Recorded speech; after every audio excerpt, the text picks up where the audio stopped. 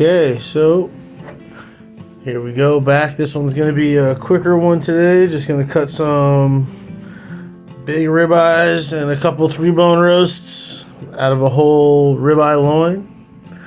So I'll continue to get better with the camera angles. As you can see, this one I did in my shop, so kind of have work to do, right? So it was a quick setup.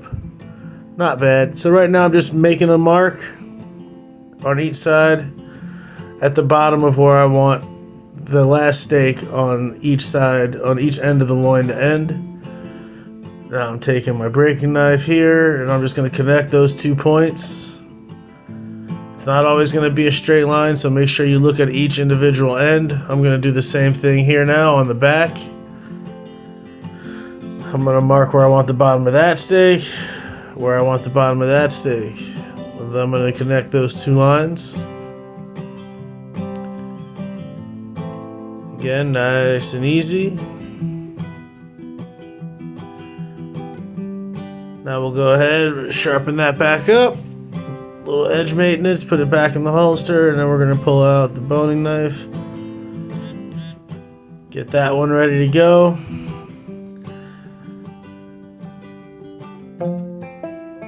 This is the moment when I realized I actually had my gloves reversed. I normally wear a regular food safe latex glove on my knife hand, and on my left hand or my non-knife hand I wear an extra thick latex glove. What do they call it? Slash resistant. I've never tested it, but it's definitely sturdier than a regular knife, than a regular rubber glove. But now we're going in here, and I'm just dragging that knife. I can feel the bones underneath.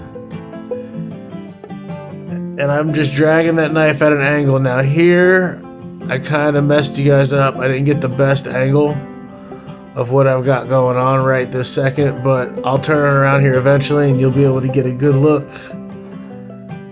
at what we're trying to do.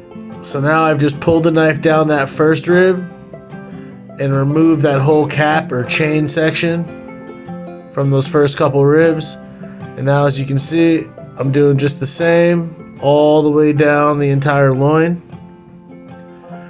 Pulling up on the chain, letting gravity do the rest, separate it, pull up, bend, come down the bone, just like that. Save that chain. There's definitely plenty of usable fat on there for tallow and plenty of meat on there as well. That's where it came from. That's what it is now. We're going to set that aside for now, though.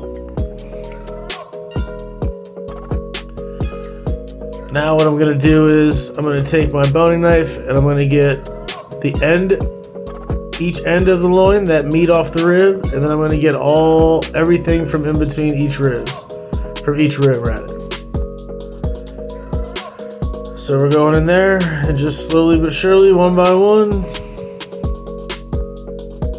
And you're basically cutting it out like a horseshoe. Definitely save that you clean. Well, I'll clean that up and I'll make kebabs with that. I'll clean that up and I'll mince that up and I'll put that in pies.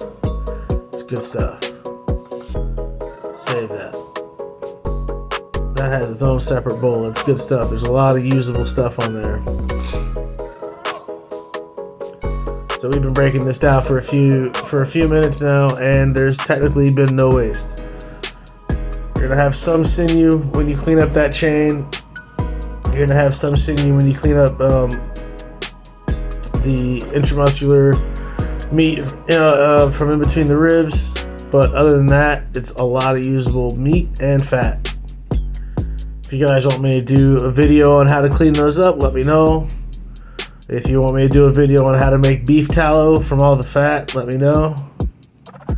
It's stuff I do all the time anyway, so it's really no problem showing you guys if you're interested in it. So now we've gotten pretty much started on getting those bones clean. Now we're just going to take our knife and we're going to go down the side of those bones all the way down the loin. and get all the meat and fat and sinew we can get off that side. So you figure the bone is flat. I'm basically working off of one angle now. So just going down that one. There you go. Not completely on top. We did that when we took the chain off. You can see it better coming back this way. I'm actually just going down on an angle on that side and getting that extra meat, fat, sinew, all that good stuff off there. I'm just going to clean that up a little bit while I'm there. All the way down again. We want to get these bones as clean as we can. It's for presentation. It'll also stop them from burning up when you're cooking. There won't be a whole bunch of stuff to catch on fire on those bones. Nice clean bone is nice for presentation before and after. So if you're gonna do it, might as well do it right. So now you can see that's one side. We're gonna take it on the other side now. Flip it over, and the same thing. We're gonna get all that side, meat, fat, all the stuff that we don't want connected. Again, saving all of this. Most of that is fat. You can render. There you go. Set that aside.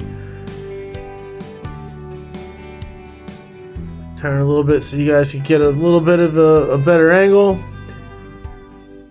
And now we're going to come back and we're going to get everything off the back of the bone. So just like we did the front, see we're coming down this side now. Further you get away, the easier it is with this grip than with the other one. There you go. Coming along nicely. And we'll just speed it up here. You get the idea of what we're doing. We're just cleaning off anything on the bone. So I sped this part up for you a little bit because it's pretty much just more of the same. And there you have it. Now we're gonna get these little nubs from the connector bones where it was connected. So this is a rib cage, remember? So what do your ribs connect to? Exactly. So we're gonna get those little vertebrae bones out of there.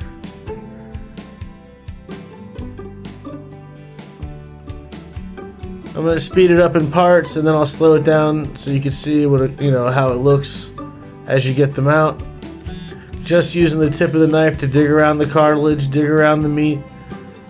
You don't want to beat it up too bad though. You just want to stay as close to that little nub of bone as you can get. And then you'll see there's a little piece of cartilage in there and you just put the tip of your knife through there, crack it, pull it right out.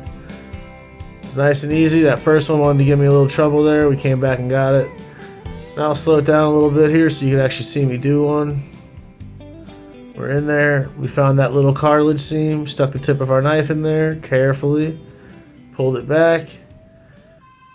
And now just cutting anything that's keeping it connected. Nothing more, nothing less. There you go.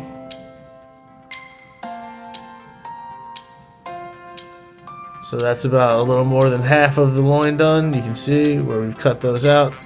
Now we'll turn it around and we will do the other side. Getting those out of the way is pretty imperative when it comes to slicing, especially when you do hand slicing. If you're a bandsaw person, which I try not to be whenever possible, then it's not as important, but you still want to get it out there. You don't want to trip a saw blade on there, and you definitely don't want it to get in the way of your knife when you make your slice through. So I'm going to show you guys a slice.